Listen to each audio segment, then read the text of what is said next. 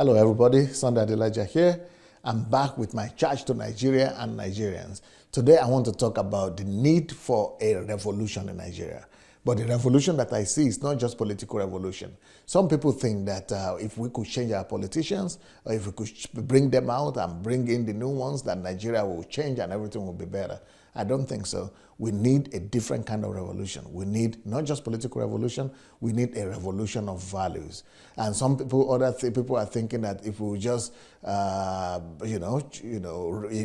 a good leader, that is our leaders that are our problem. No.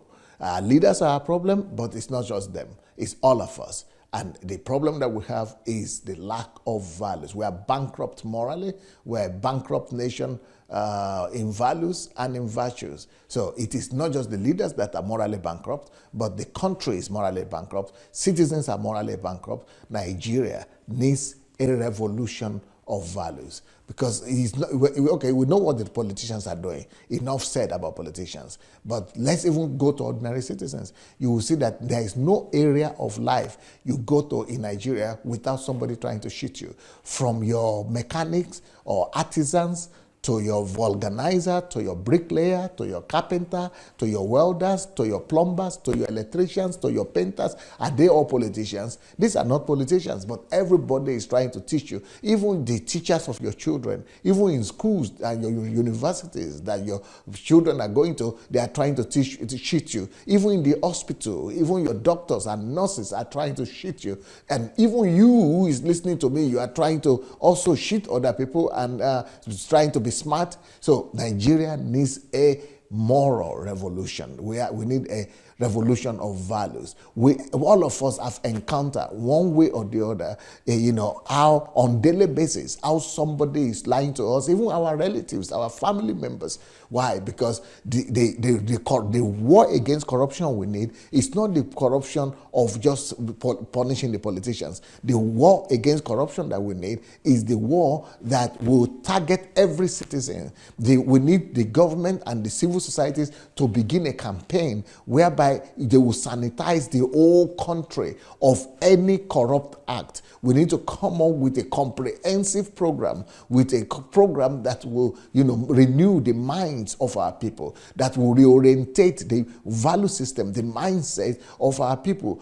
Otherwise, the whole country will just explode one day or implode one day. And some people are saying, oh, Nigeria is finished and we need to separate. Even if you separate, the same people who are living in Nigeria now will still be living in your country. They will still be the same people in Biafra. They will still be the same people in Oduduwa Republic. So there is the problem we have is not political. It's not restructuring. It is moral. And it's going to be worse because the same people, if they don't change themselves from inside, if you don't change Nigerians in the content of their character, there is no country they go to, they will still, even Nigerians right now are bringing bad name to Nigeria by, committing crimes in Malaysia, Indonesia, Thailand, America, England, being in prison in South Africa. Is it the Nigeria that is, Nigeria is not there with them in South Africa. Nigeria is not there with them in Malaysia. Nigeria is not there with them in Indonesia. It is they themselves. It's the content of who they are. You cannot run away from yourself. You cannot blame Nigeria for everything. Blame yourself. It is the content of character that is our problem. It doesn't matter what country you are going to call yourself or what country you are going to run to. With that same moral corruption, you only destroy yourself even faster. So the Nigerians that we see today exploit the indispensability of their job or their work, like those people that I mentioned, the vulcanizers, the mechanics, the bricklayers, the carpenters, the welders, the plumbers, the electricians, the painters, all of them try to exploit the indispensability of their work by routinely cheating their customers, often by inflating prices and by increasing the cost of labor and not doing the work, or by using substandard parts or material to do their work. If you meet all Nigerians, all of us, any part of the country you go to, you meet dishonest men who often come with serious cost, because the dishonesty is coming at the serious cost, at the serious expense to the nation, to the citizens, to customers, even causing health hazards and causing death. Because corruption brings about all this. So this same sentiment applies to even church leaders. Churches are supposed to be the moral compass of the society. But today, we see church leaders, the bishops, the GOs, who lead large congregations to force prayer camps.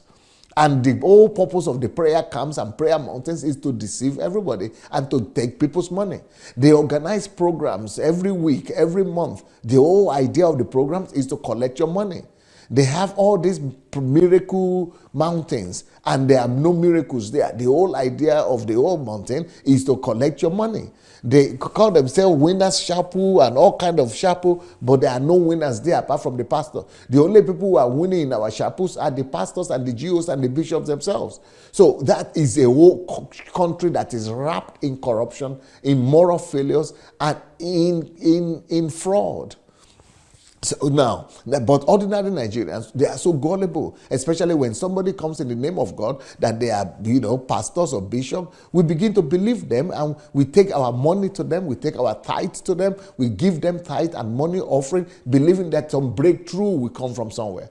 But no breakthrough has been coming for the past 30 years. The only breakthrough that has been coming is that we are becoming poorer and poorer, until we are now becoming the country with the largest number of poor people in the world.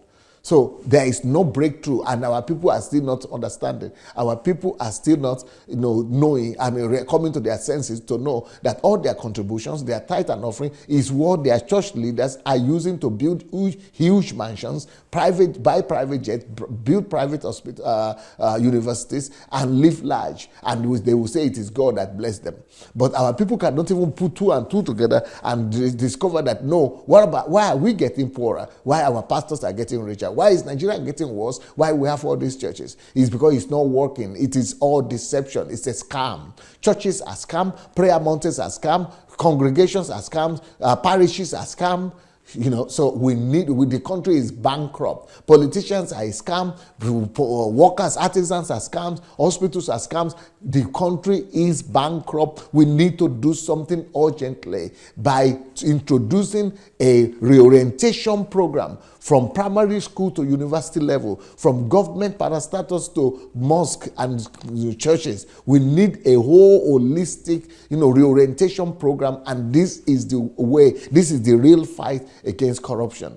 Now, unfortunately, these pastors who are building those universities, their own children, the children of those people who give the money, they're not going to be able to attend those universities, because after contributing to build the university, you still need to pay to come and study there, or your children still need to pay to come and study there.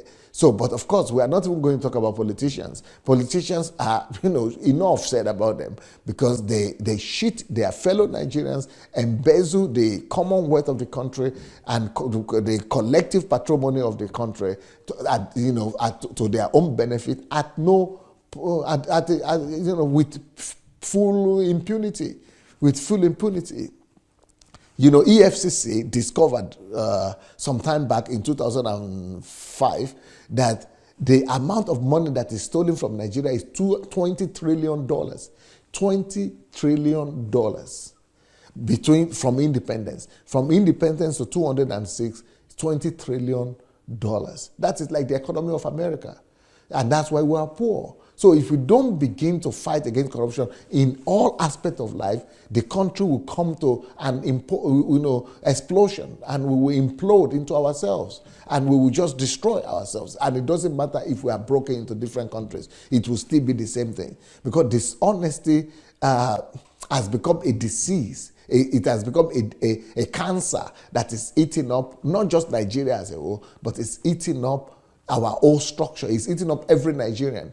Is eating up our school system. Is eating up our colleges. Is eating up our universities. Because that's why we have dishonest students, dishonest pupils, and who engage in examination malpractices, who try to get marks for sex, and all kind of stealing and deception.